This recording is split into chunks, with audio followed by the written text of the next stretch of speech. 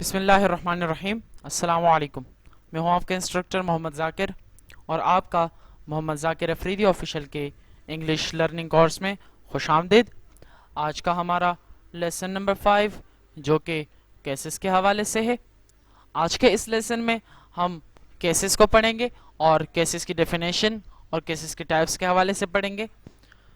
जैसा कि मैंने पिछले क्लासेस में बताया कि आप एक कॉपी लें और इसमें जो आपको अच्छा लगे वो नोट करें और जो इम्पोर्टेंट चीज़ें हों जो आपको मुफीद लगे वो कॉपी में लिख लिया करें, क्योंकि ये आपको बाद में आपके बहुत काम आएंगी बाद में। तो शुरू करते हैं अपनी क्लास।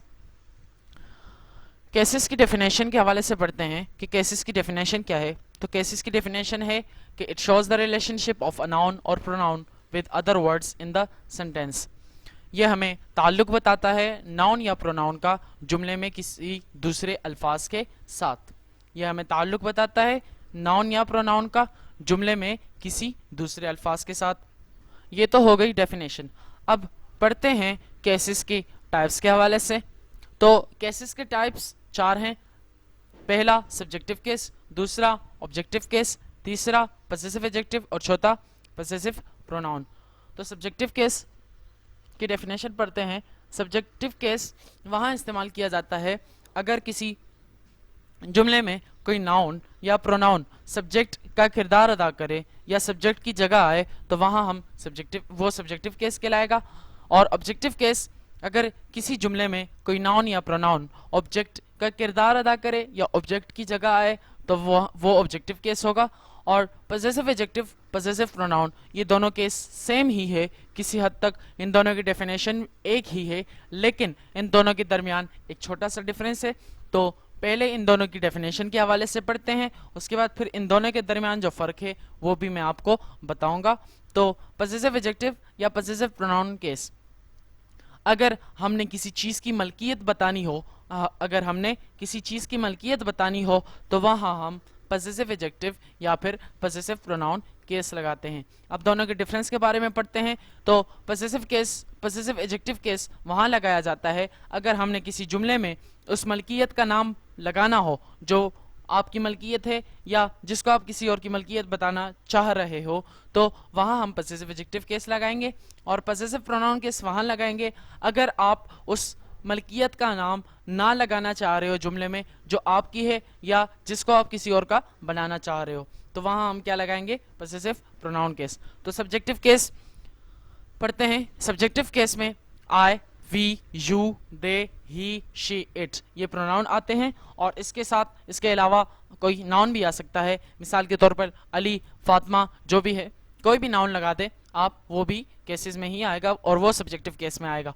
उसके बाद हम ऑब्जेक्टिव केस की तरफ बढ़ते हैं। तो ऑब्जेक्टिव केस में me, us, you, them, him, her, it ये प्रोनाउन आते हैं। फिर पजेसिव एडजेक्टिव में आता है my, our, your, their, his, her और इट्स। उसके बाद पजेसिव प्रोनाउन केस में है mine, ours, yours, theirs, his, hers और इट्स।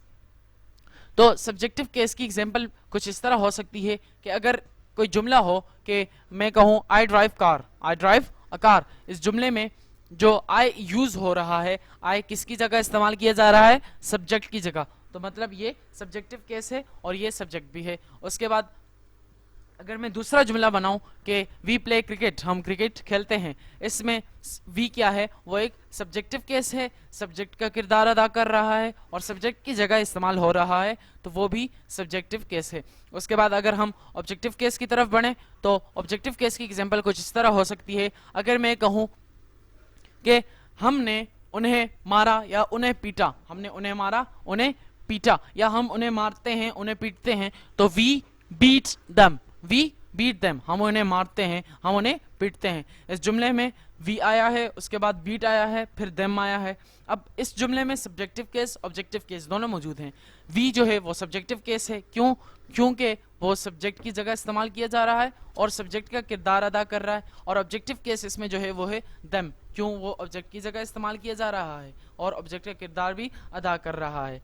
उसके बाद अगर हम ऑब्जेक्टिव केस की दूसरी एग्जांपल दें तो दूसरी एग्जांपल कुछ इस तरह हो सकती है कि अगर मैं कहूँ मैं उससे बात करता हूँ, I talk him, I talk him, ठीक है। तो इस जुमले में आई टॉक हिम, सब्जेक्ट क्या है आई, वो सब्जेक्टिव केस हुआ, और हिम क्या है ऑब्जेक्ट है, तो वो ऑब्जेक्टिव केस हुआ। अब बढ़ते हैं पॉसेसिव एडजेक्टिव की तरफ। तो अगर पॉसेसिव एडजेक्टिव का मैं जुमला बनाऊं या इसकी एग्जांपल बताऊं, तो इसकी एग्जांपल कुछ इस तरह होगी। अगर मैं जुमला बनाऊं कि ये मोबाइल मेरा है, ये मोबाइल मेरा है, इट इज़ माई मोबाइल, ये मोबाइल मेरा है, इट इज़ माई मोबाइल, तो इस जुमले में माई जो है वो पॉसेसिव एडजेक्टिव है। वो इसलिए पॉसेसिव एडजेक्टिव है क्योंकि ये मलकियत बता रहा है, और इस जुमले में हम उस मलकियत का नाम लगा रहे हैं कि ये मलकियत जिसकी है, तो वो क्या मलकियत है, तो मलकियत जो है वो मोबाइल है, इसलिए ये पॉसेसिव एडजेक्टिव केस बना। उसके बाद है पॉसेसिव प्रोनाउन केस। तो इस केस में हम एक दो एग्जांपल्स पढ़ेंगे। तो पहली एग्जांपल जो है, अगर मैं इस जुमले की अगर इस केस की एग्जांपल बनाऊं, तो अगर मैं कहूं कि ये मोबाइल मेरा है, इट इज़ माई मोबाइल, ये तो पॉसेसिव एडजेक्टिव केस में आ गया। लेकिन अगर मैं कहूं कि ये मेरा है, तो it is mine, it is mine, इस जुमले में माइन क्या है, पॉसेसिव केस है, पॉसेसिव प्रोनाउन केस है। वो इसलिए क्योंकि ये माइन जो है मेरा, ये मलकियत के लिए इस्तेमाल किया जा रहा है, और पॉसेसिव प्रोनाउन इसलिए है क्योंकि इस जुमले में हम उस मलकियत का नाम नहीं लगा रहे हैं जो मलकियत मेरी है। तो अब दूसरी एग्जांपल ये है कि अगर मैं कहूं कि ये जो है उनका है, अगर मैं कोई सवाल पूछे आपसे कि ये पेन किसका है, तो आप कहें ये मेरा है, ये मेरा है, ये उनका है, ये आपका है। तो अगर ये आपका है, आपका है, अब इसमें हमने मलकियत का नाम नहीं लगाया जो मलकियत आपकी है, तो ये पॉसेसिव प्रोनाउन केस हुआ। ठीक है, तो आज तक की क्लास यहीं तक। आज की क्लास में हमने केसेस के हवाले से पढ़ा, केसेस की डेफिनेशन पढ़ी, केसेस के टाइप्स पढ़ी, और कुछ एग्जांपल्स भी आपको बताए। और उम्मीद है कि ये वीडियो आपको समझ आई होगी, और मैं और भी कोशिश करूँगा कि आपको आसान अल्फाज में समझा सकूँ। तो मिलते हैं अगली क्लास में, तब तक के लिए इजाज़त दीजिएगा। अल्लाह हाफिज़।